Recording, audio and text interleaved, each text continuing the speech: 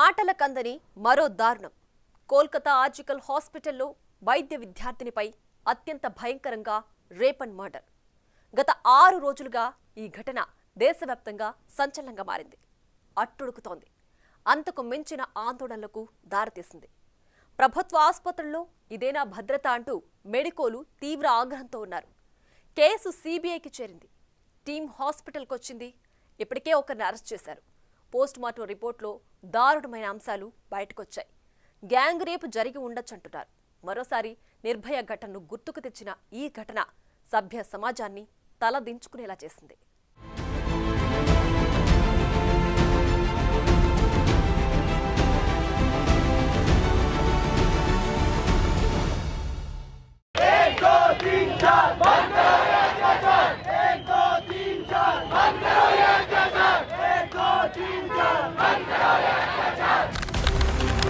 August 9 2 గంటలు RG Kar hospital. 31 ఏళ్ల PG వైద్య విద్యార్థిని నైట్ డ్యూటీలో ఉన్నారు. తెల్లవారుజామున 2 గంటల వరకు మిగతా జూనియర్ డాక్టర్లతో పాటే డ్యూటీలోనే ఉన్నారు. ఆ తరువాత విశ్రాంతి తీసుకునేందుకు పల్మనాలజీ డిపార్ట్మెంట్ సెమినార్ హాల్కు వెళ్లారు. అంతే.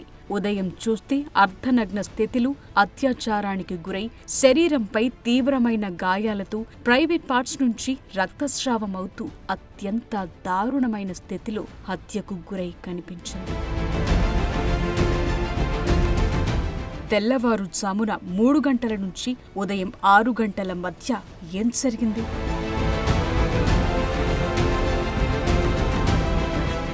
దేశ రాజధాని ఢిల్లీలో జరిగిన నిర్భయ ఘటన ఎంత దారుణంగా జరిగిందో ఇప్పుడు కోల్కతాలోనూ అదే పైశాచికం జరిగింది.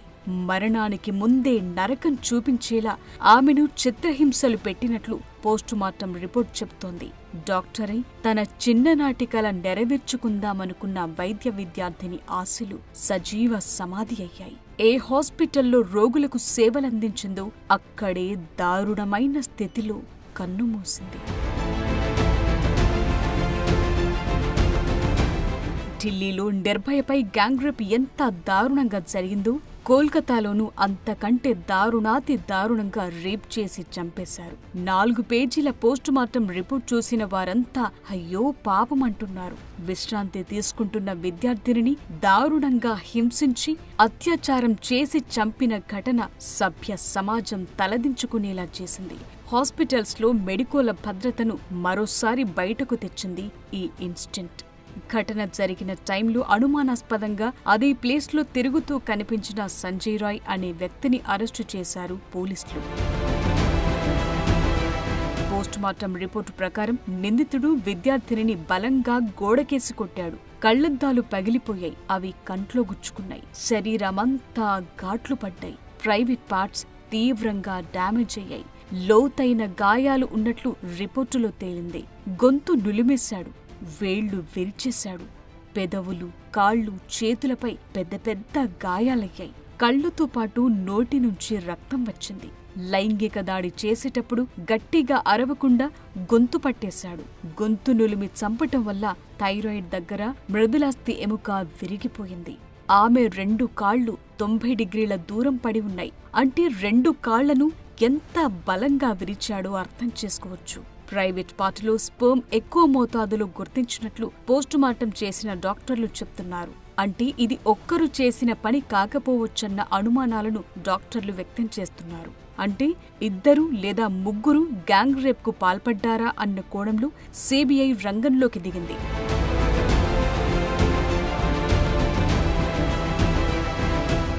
సీసీ ఫుటేజ్లో అనుమానాస్పదంగా కనిపించిన సంజయ్ రాయ్ ఇంటికి వెళ్లి ఆలస్యంగా పడుకున్నాడు.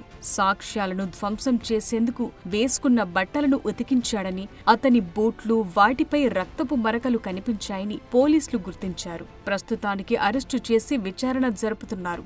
విచారణలో నిందితుడు నేరాన్ని అంగీకరించాడని పోలీసులు చెప్తున్నారు. దారుణాతి దారుణంగా రేప్ చేసి హత్య చేశానన్న బాధ, భయం ఏమాత్రం అతడిలో కనిపించలేదంటున్నారు. ఘటన గురించి ప్రశ్నిస్తే కావాలంటే నన్ను ఉరితీయండంటూ జవాబిస్తున్నాడట. సంజయ్ రాయ్ మొబైల్ స్వాధీనం చేసుకుని చూస్తే ఆ ఫోన్ నిండా అశ్లీల వీడియోలే ఉన్నాయి. పోర్న్ కాంటెంట్ చూసి పీజీ వైద్య విద్యార్థినిపై దారుణానికి ఒడిగట్టి ఉంటాడని పోలీసులు భావిస్తున్నారు.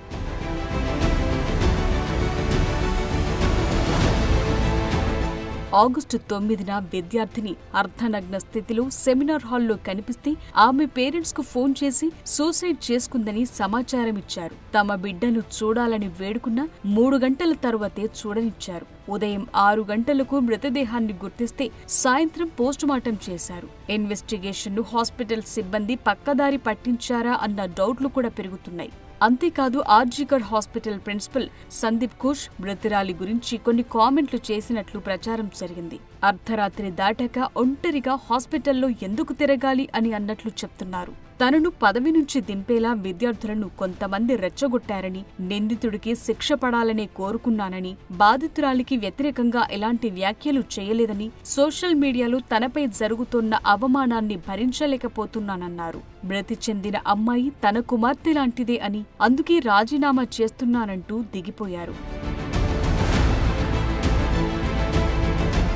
ఇంత పెద్ద వ్యవస్థ, ఇంతమంది డాక్టర్లు, సెక్యూరిటీ అయినా ఏం లాభం? ఓ నిండు జీవితం కామాంధుడి చేతిలో బలైపోయింది. అత్యంత దారుణాతి దారుణంగా శరీరానికి తూట్లు పడ్డాయి. ఓవైపు ఇంత దారుణమైన ఘటన జరిగితే నెమ్మదిగా దర్యాప్తు జరగటంపై వైద్య విద్యార్థులు ఆందోళనలను తీవ్రం చేశారు. దేశమంతా మెడికోలు సంఘీభావం ప్రకటించారు. క్యాండిల్ ర్యాలీలు చేశారు. బాధితురాలికి న్యాయం జరగాలని డిమాండ్ చేస్తున్నారు.